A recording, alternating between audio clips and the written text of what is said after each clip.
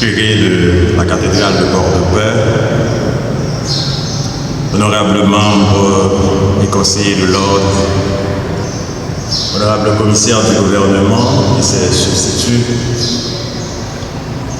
honorables magistrats du TPI de Port-de-Paix et ceux des tribunaux de paix ici présents, monsieur le directeur départemental de la police nationale, messieurs les directeurs départementaux des services déconcentrés, chers pasteurs et directeurs des différentes écoles de la ville, honorable juge de la cour d'appel des Gonaïves, Maître Hubert, madame la directrice de l'OFATMA, chers cousins et délégués du numéro 19 de Port-de-Paix,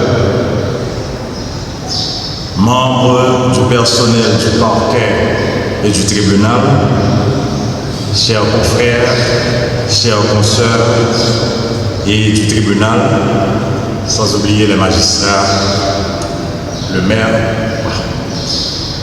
madame Yannick, représentante de la mairie de Port-de-Paix, qui a un travail énorme à réaliser dans la ville, chers confrères, chers consoeurs, mesdames, mesdemoiselles et messieurs. Ce 20 mai 2024 nous rassemble en ces lieux pour célébrer une date marquant le 721e anniversaire de l'année consacrée par cette église pour commémorer les œuvres d'un grand homme du nom de Yves Elory de Kermatin, dit Saint-Yves, qui a servi sa communauté, disons mieux, les laissés pour compte de son époque. Depuis 1934, les barreaux de la République de Port-au-Prince, le barreau de la République de Port-au-Prince, ceux des autres villes de province et celui de la République démocratique Kiskeya marquent cette date par une série de manifestations caractérisées en particulier par des conférences, des procès simulés et bien d'autres activités pour attirer l'attention de tous ceux-là qui sont appelés à décider pour l'avenir de ce pays, morcelé, scindé, galvaudé et vendu à la communauté caraïbéenne, tant par les gangs rivaux que par ceux de la classe politique, économique ou même religieuse, et surtout pour pointer du doigt la situation de la sécurité, de la justice, de l'administration judiciaire et de l'état de droit en Haïti. Ce dernier que l'on considère comme étant capable de réaliser des projets et de progrès économiques et sociaux et aide à protéger les droits et les libertés des peuples. Il s'agit bien sûr de principes fondamentaux pour garantir l'accès aux services publics, réduire la corruption, limiter les abus de pouvoir et établir un contrat social entre la population et l'État.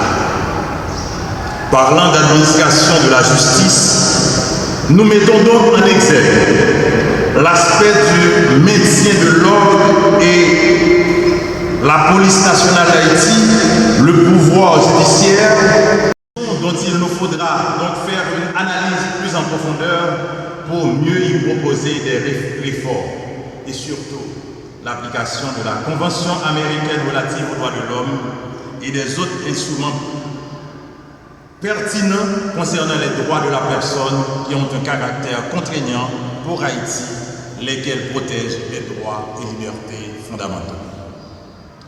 Par ailleurs, en dépit des problèmes de la police nationale d'Haïti, confrontée à une pénurie de personnel et de moyens, à un manque de programmes de vérification des antécédents et la formation de ses membres, ainsi qu'à l'absence d'une hiérarchie claire et respectée en matière de commandement et de contrôle, en dépit de la situation en matière de sécurité qui est l'un des problèmes les plus préoccupants qu'est affrontée la population du Nord-Ouest en particulier au cours de ces 3 dernières années, où nous nous trouvons contraints de pouvoir circuler librement au sein de notre département, la Nouvelle République démocratique Kiskeya. Le Conseil de l'Ordre a une pensée spéciale pour le nouveau directeur départemental, le commissaire divisionnaire, M. Setout Clivens, et ses combattants qui, par leur force mentale et les sacrifices consentis au quotidien, ont pu maintenir la ville en alerte maximale pour nous protéger et nous servir. Chapeau commandant, RDK a besoin. Il faut que les choses changent. Cependant, monsieur le directeur, nos attentes ne sont pas réellement comblées. Nous avons encore la soif de voir notre route principale libérée des gangs qui mettent toute une population à genoux sans savoir à quel sein se vouer pour solliciter son secours. Certes, les moyens humains et matériels mis à votre disposition ne sont pas suffisants. L'incompréhension des uns et des autres, l'absence trop prononcée de l'État, phénomène auquel vient s'ajouter la prolifération incontrôlée des armes illégales dans tout le pays, notamment dans les régions limitrophes du département. Tout cela vous empêche de poursuivre vos objectifs, mais au-delà des indifférences, de toute cette panoplie de problèmes dont les solutions ne sont pas pour demain. Nous vous invitons à poursuivre, monsieur le directeur, votre mission parce qu'elle est noble et salutaire, même pour ceux qui ne vous comprennent pas. Au demeurant, nous ne pouvons oublier les différends qui opposaient la police nationale d'Haïti au barreau suite à l'arrestation illégale du commissaire Annie Michelet-Virgile et surtout les violences physiques et morales subies par notre confrère, Maître Olgui Lubin. Nous sommes donc encore en attente d'une décision de justice, monsieur le commissaire et le doyen, pour fixer les responsabilités des uns et des autres. Mesdames, mesdemoiselles et messieurs, la situation actuelle doit interpeller la conscience de chacun de nous, ici présents, non seulement comme citoyens, mais aussi et surtout comme peuple ayant une histoire glorieuse à préserver et à transmettre au monde qui nous entoure. Pour ce faire, il nous faut bien évidemment promouvoir une révolution complète, dans le vrai sens du terme, où l'on remettra tout notre système politique pour donner naissance à une nation nouvelle, basée sur des valeurs situées au-dessus de tout sujet de droit, qu'il soit riche ou pauvre, noir ou mulâtre. Notre pays, disait le bâtonnier d'Orval, n'est ni administré ni dirigé. Qu'en est-il de la commune de Port-de-Paix, la ville tolérante, la ville qui tolère l'inacceptable et qui parfois est acceptée? L'incompétence nous dirige et la corruption règne en maître. Comme l'a bien signalé le révérend père Jocelyn, il nous envoie un message et le barreau de Port-de-Paix prend acte, révérend, de votre déclaration, et nous demandons aujourd'hui même à tous les magistrats, tous les avocats, de cesser la corruption qui dérange la société. L'argent, c'est racine toute mal. Suspendre l'argent pour décider pour X ou bien Y. Par les prochains bâtonniers à venir, révérend. Non, nouveau mandat par gagner.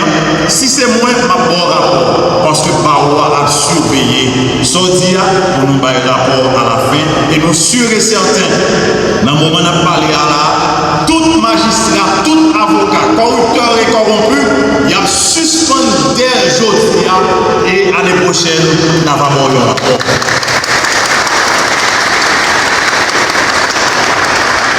Du haut de cette chaire, j'en profite pour dire halte là. Je veux des voix pour s'unir à la mienne, pour faire buire comme un vase à demi plongé dans une fontaine. Des voix tonitruantes pour dire c'en est assez, car la ville n'en peut plus. L'environnement est dégradé. Le système sanitaire est malade. L'éducation est en agonie. La mairie n'en parle plus. La direction des travaux publics devient direction des travaux privés. Enfin, la justice est à genoux. Les principaux acteurs du système judiciaire ne travaillent malheureusement que pour leurs intérêts personnels au préjudice d'une population livrée à elle-même. Il faut effectivement que les choses... Bref, depuis la réouverture des travaux judiciaires, le premier lundi du mois d'octobre de l'année 2023, le tribunal de première instance de la juridiction du Nord-Ouest est quasiment dysfonctionnel. Grève illimitée, clame-t-il. Ces magistrats debout, greffiers et huissiers qui réclament incessamment de meilleures conditions de travail en guise de réponse à donner face au traitement salarial inéquitable existant entre les acteurs se trouvant sur le même piédestal dans la même chaîne administrative. Il faut que les choses changent. À rappeler le salaire mensuel d'un greffier de l'ordre de 34 988 gouttes et 7 centimes et celui de magistrat debout de l'ordre de 56 803 gouttes et 70 centimes qui sont nettement en dessous de celui de magistrat assis, ce que l'on appelle juge, qui reçoit des avantages leur permettant de prendre soin de leur famille. Quelle inégalité! Dans un même système, il y a trop de différences. Il faut que les choses changent. Cependant,